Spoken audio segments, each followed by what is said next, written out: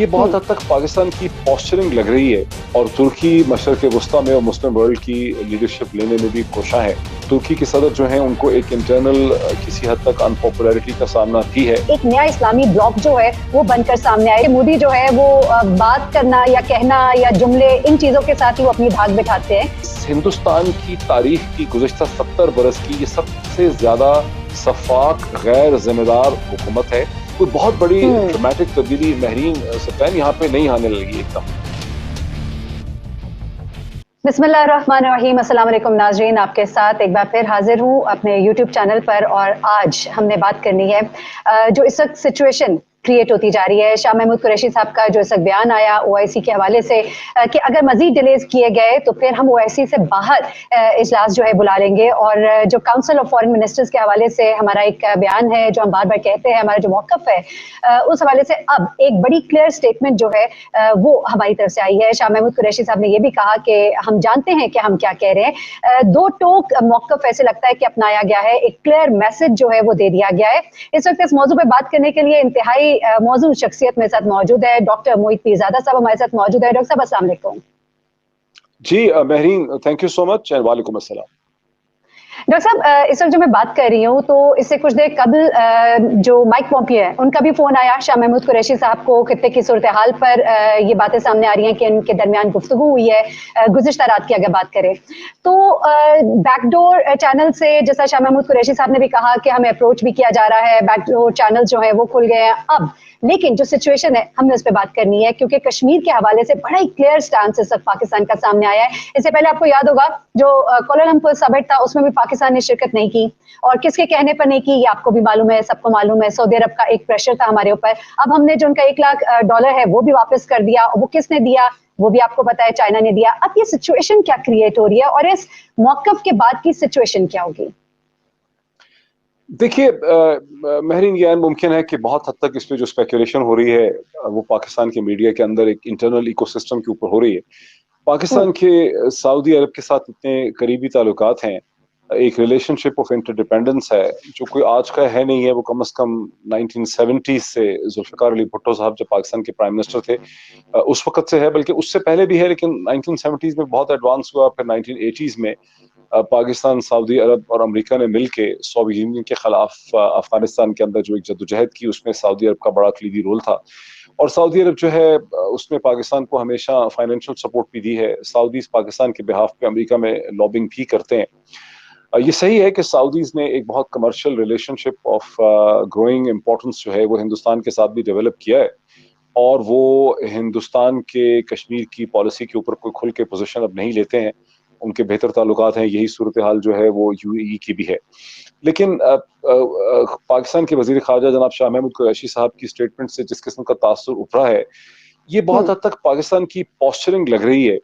یہ صحیح ہے کہ کچھ دن پہلے ترکی کے پریزیڈنٹ رجب طیب ایردوغان نے پرائم منسٹر پاکستان سے فون پہ بات بھی کی، اور ترکی مشرق وسطیٰ میں اور مسلم ورلڈ کی لیڈرشپ لینے میں بھی کوشاں ہے، اور ترکی کے صدر جو ہیں ان کو ایک انٹرنل کسی حد تک انپاپولرٹی کا سامنا بھی ہے، چونکہ استنبول اور انقرہ کے 2019 کے جو لوکل باڈیز کے میونسپل الیکشنز ہیں وہ ہار چکے ہیں۔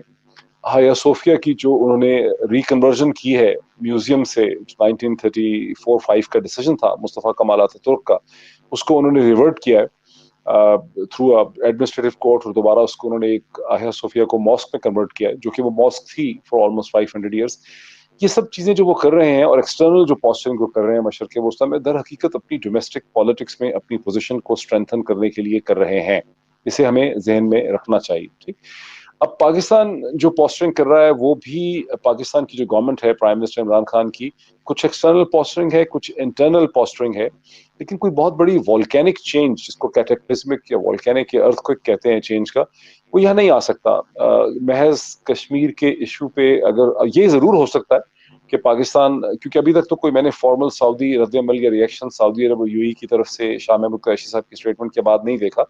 یہ عین ممکن ہے کہ پاکستان کسی حد تک ایک پریشر بڑھا رہا ہے او آئی سی کے اندر اور سعودی عرب کے اندر، تاکہ او آئی سی ایک زیادہ واضح پوزیشن جو ہے وہ کشمیر کے اوپر لے سکے، اور ہو سکتا ہے کہ او آئی سی پاکستان کو اس میں اوبلائج بھی کرے اور ایک نیم گرم किस्म की वहां से पोजीशन कश्मीर के हवाले से इमर्ज कर भी जाए अगले चंद दिनों में, लेकिन यहाँ कोई कैटेक्लिज्मिक जो शिफ्ट है, जिसको टेक्टोनिक शिफ्ट कहते हैं, पाकिस्तान, सऊदी अरब और तुर्की या ईरान के दरमियान, वो होते मुझे नजर नहीं आती। उसकी बड़ी लिमिटेशंस है। दूसरा आपने अच्छा इशारा किया माइक डॉक्टर साहब, पॉम्पियो। आपने माजरत के साथ मैं कता कलामी, हम उस माइक पॉम्पियो की तरफ भी आते हैं, लेकिन अभी आप जिस तरह कह रहे हैं कि कोई बड़ा चेंज आता नजर नहीं आ रहा, लेकिन आपको ऐसे नहीं लगता कि पहली बार इस तरह का स्टेटमेंट देना, फिर ठीक है जिस भी मद में, लेकिन पैसों का वापस करना, चाइना का इस हवाले से हमें असिस्ट करना, चाइना की इस वक्त जो लद्दाख में पोजीशन है और चाइना और इंडिया जो मामलात हैं उनको भी अगर हम सामने रखें, और ये जो कहा जा रहा है कि चाइना की इस वक्त पाकिस्तान को मुकम्मल सपोर्ट हासिल है इस मामले पर भी, और चाइना की भी लाइकिंग इस मामले में कि एक नया इस्लामी ब्लॉक जो है वो बनकर सामने आए, जिसमें पाकिस्तान,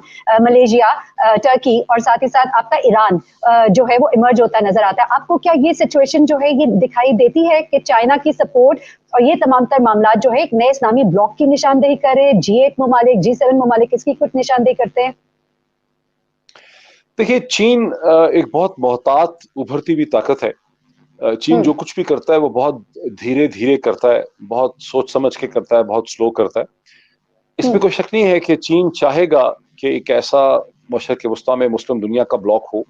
चीन के बहुत ताल्लुकात और कम्युनिकेशन तुर्की के साथ और ईरान के साथ बहुत बेहतर है। चीन इराक के अंदर भी बहुत इन्वेस्टमेंट कर रहा है। उन्होंने उनको भी ऑफर की है। हमने देखा कि उन्होंने ईरान को $400 बिलियन की जो उन्होंने ऑफर की है ऑयल की और डेवलपमेंट की, वो भी हमारे सामने आ चुकी है चंद हफ्ते पहले। चीन के पाकिस्तान से भी बहुत अच्छे ताल्लुकात हैं और चीन का एक स्टैंड ऑफ भी हिंदुस्तान के साथ चल रहा है। ये सब चीजें अपनी जगह पे सही, लेकिन चीन रेडिकल शिफ्ट्स करने वाला मुल्क है नहीं है। चीन की पब्लिक डिप्लोमेसी भी अमेरिका की तरह सेंसेशनलाइज नहीं होती। चीन का वो अंदाज नहीं है जिस तरह से अमेरिका के सदर लग रहा होगा जनवरी में पाकिस्तान के खिलाफ 2019 में उन्होंने 2000 जब शुरू हुआ साल, तो उन्होंने पाकिस्तान के खिलाफ 2019 में बड़ी सख्त स्टेटमेंट्स जो हैं वो दे दी। और फिर आपने देखा कि किस तरह से उन्होंने 2018 के शुरू में शायद तो उन्होंने पाकिस्तान को बड़ा सक्सेसफुली एंगेज किया, प्राइम मिनिस्टर इमरान खान को। इसी तरह एक वक्त में लगता था कि वो नॉर्थ कोरिया के ऊपर चढ़ाई करने लगे हैं। उसके बाद उन्होंने किम योंग के साथ खासी बेहतर उन्होंने रवाबत जो है इख्तियार कर लिए। चीन जो है उसकी बड़ी साइलेंट डिप्लोमेसी होती है। हमने देखा कि पाकिस्तान में तो बहुत ज्यादा देखा जा रहा है कि चीन और हिंदुस्तान में बहुत ही ज्यादा एक हमेशा के लिए कोई 100 बरस की जंग शुरू हो गई है। लेकिन आपने देखा है कि चीन ने हिंदुस्तान को एंगेज किया हुआ है। बहुत सी जगहों से चाइनीज ने विड्रॉ कर लिया है।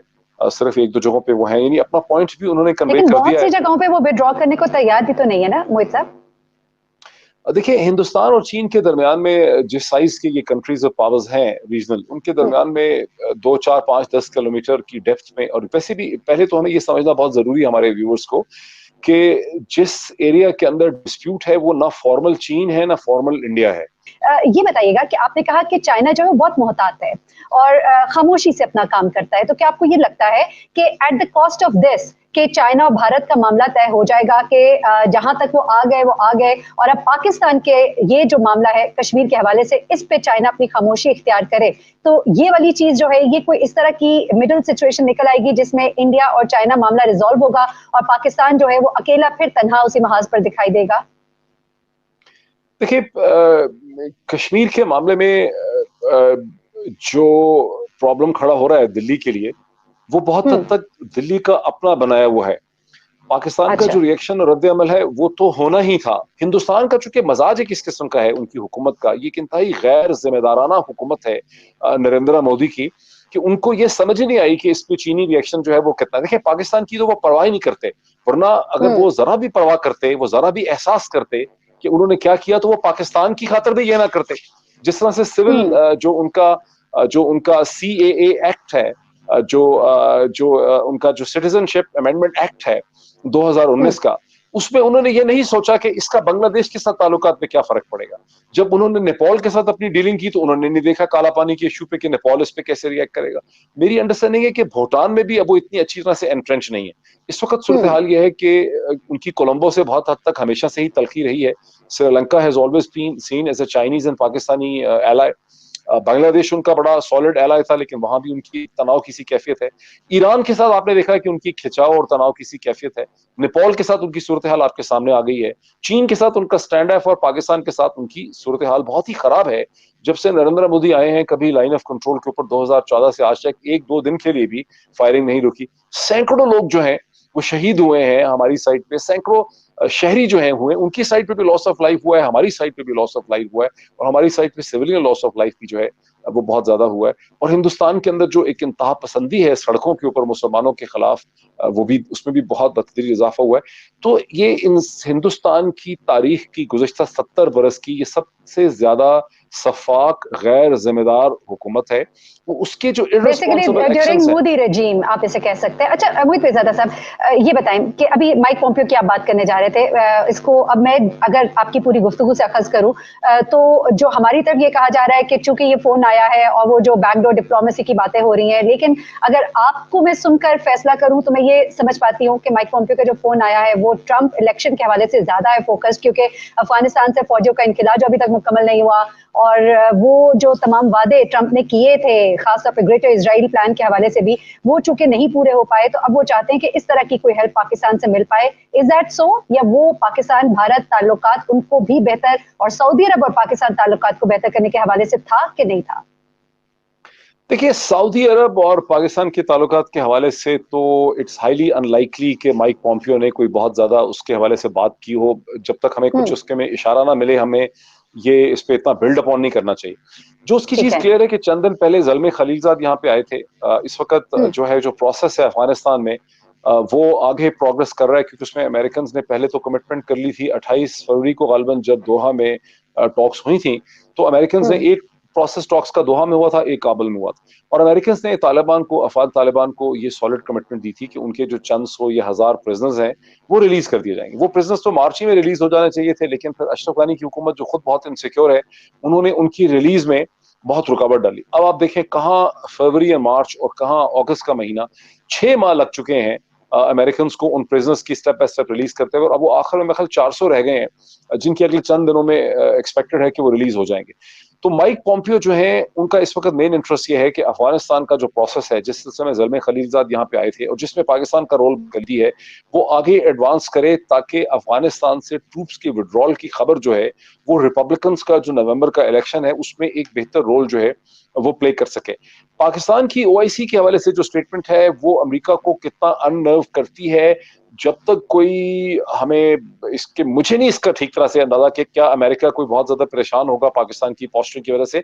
ये सही है कि पाकिस्तान का जो मीडिया है वो अपने एक इंटरनल इकोसिस्टम में चीजों को बहुत बढ़ा के यहाँ पे दिखाया जाता है, और वो गवर्नमेंट्स की जरूरत भी होती है। हिंदुस्तान भी यही करता है, पाकिस्तान भी यही करता है, लेकिन मुझे शक है कि शायद ऐसा ना हो, शायद माइक पॉम्पियो की डिस्कशन का फोकस अफगानिस्तान और यूएस इलेक्शन और उनकी रिक्वायरमेंट्स ही रहे हों। लेकिन अगर जल्दी से आप बता सके, अगर इन केस मामला खराब होते, थ्रेट्स क्या है पाकिस्तान के लिए, कि इमदाद जो है उसके मामले में, तेल के मामले में, और क्या हो सकता है?